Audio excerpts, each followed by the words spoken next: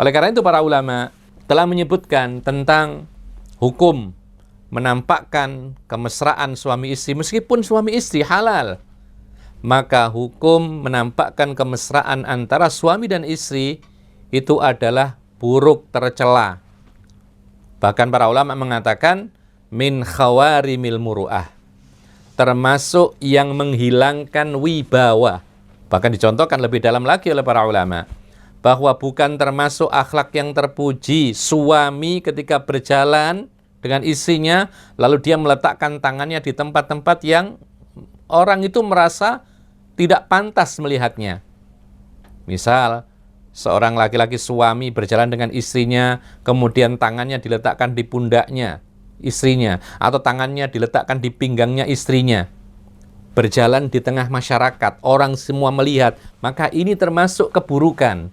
Akhlak yang buruk dari suami, menampakkan kemesraan di hadapan orang banyak. Bahkan para ulama pernah sampai mengatakan bahwa tidak layak bagi seorang suami ketika berjalan kaki bersama istrinya menggandeng tangan. Itu pun juga tidak layak ketika tidak ada kebutuhan.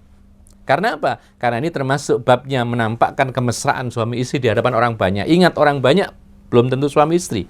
Orang banyak kadang-kadang anak muda yang belum punya istri. Sehingga ada orang melihat kemudian ada keinginan untuk berbuat yang tidak baik.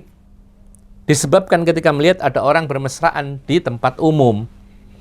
Maka tidak layak bergandengan tangan suami istri di hadapan orang banyak, padahal tidak ada kebutuhan. Kecuali kalau ada kebutuhan, dicontohkan oleh para ulama.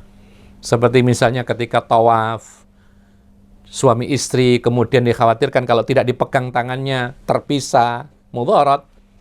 Atau misalnya dalam suatu perjalanan yang sangat padat, kemudian kalau tidak digandeng istrinya, kemudian terpisah karena terlalu padat tadi, hilang, ya.